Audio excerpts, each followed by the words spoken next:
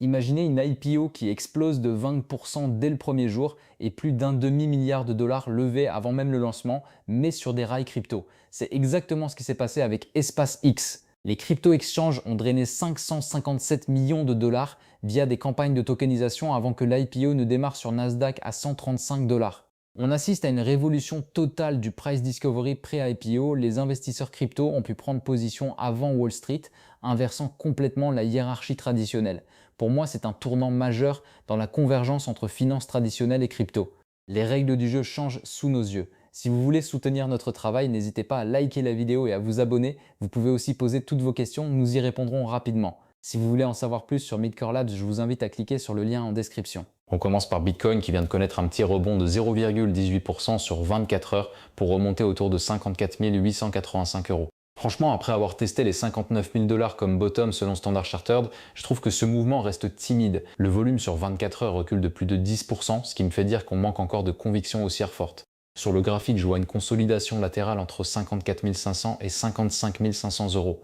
La zone verte en début de période montre un support qui a tenu, mais sans vraiment exploser à la hausse. Le sentiment communautaire affiche 80% bullish, ce qui est encourageant, mais attention, sans volume d'accompagnement massif, difficile de parler de vrai renversement de tendance. Je reste prudent pour l'instant, même si les catalyseurs macro comme l'IPO SpaceX pourraient enfin déclencher une vraie dynamique haussière. Bon, regardons de près ce qui se passe sur les perpétuels Bitcoin.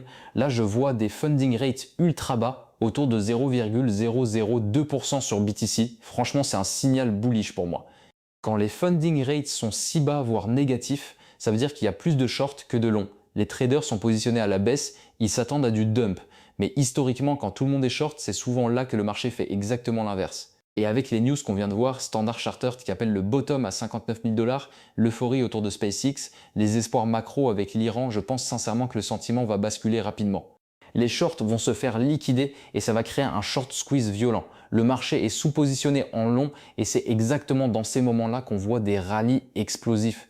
Moi, je suis confiant, on va remonter. Les flux Bitcoin ETF montrent un appétit institutionnel qui se réveille. On voit ici un total net inflow cumulé des 54 milliards de dollars avec une entrée quotidienne de 85 millions le 12 juin.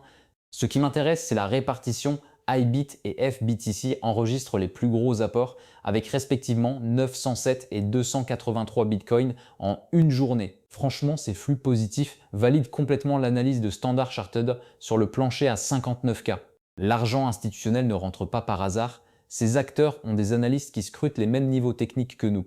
Le volume journalier de trading de 4,32 milliards sur les ETF montre que la liquidité est là. Ma conviction, on assiste à une accumulation méthodique. Les institutions absorbent tranquillement la pression vendeuse avec l'IPO SpaceX qui drainait 557 millions via la tokenisation crypto. L'écosystème entier retrouve son attractivité. Je reste houliste sur Bitcoin court moyen terme, ces flux ne mentent pas. Alors là, je vois un signal qui me rend optimiste sur le moyen terme. Le BMO, c'est l'indicateur qui mesure l'écart entre le prix du Bitcoin et sa moyenne mobile sur 365 jours, un outil puissant pour détecter les phases d'excès de marché. Actuellement, l'oscillateur est repassé en territoire légèrement négatif après avoir flirté avec 0, ce qui historiquement correspond à des zones d'accumulation, pas de surchauffe. On est loin des pics à plus 2 qui marquent les tops de cycle. Ce que j'en retiens, c'est que le marché reste sain, sans euphorie excessive. Les baleines ne sont pas en train de dumper massivement, au contraire on observe une stabilisation du sentiment en chien. Avec le plancher à 59 000 dollars confirmé par Standard Chartered et l'afflux institutionnel via la tokenisation SpaceX, je pense qu'on est dans une phase de consolidation avant un potentiel rebond. Pas de bull run imminent, mais les fondamentaux on-chain sont solides. Les autres faits marquants des dernières 24 heures sont assez révélateurs. Standard Chartered, donc une banque qui ne rigole pas avec ses analyses, vient clairement d'appeler le bottom de Bitcoin à 59 000 dollars. Personnellement, je trouve que c'est un signal fort quand une institution de ce calibre se mouille comme ça publiquement. Geoffrey Kendrick, leur analyste senior, pointe deux catalyseurs majeurs, l'IPO SpaceX qui a effectivement créé un paume de liquidité vers les actifs risqués et surtout ces négociations États-Unis-Iran qui pourraient détendre les tensions géopolitiques. Franchement, c'est pas anodin. Ce qui m'intéresse vraiment, c'est que Standard Chartered parle carrément de fin de l'hiver crypto. C'est une déclaration bullish massive. Sur le plan technique, Bitcoin rebondit proprement depuis ce niveau avec un momentum qui se reconstruit. Les institutionnels commencent clairement à repositionner leurs allocations. Je pense qu'on est dans une phase charnière. Si ce plancher tient vraiment, ça valide une accumulation stratégique majeure. à surveiller de très près. Alors là, c'est un coup de massue pour Sam Bankman-Fried. La Cour d'appel fédérale vient de rejeter son recours. 25 ans de prison, c'est définitif. Franchement, je m'y attendais. Les preuves contre lui étaient tellement accablantes que même le meilleur avocat du monde n'aurait rien pu faire. Fraude massive, détournement de fonds des clients, complot, tout y est passé. Ce qui est fascinant, c'est qu'il espérait apparemment une grâce présidentielle de Donald Trump, mais d'après l'article, les obstacles politiques sont énormes.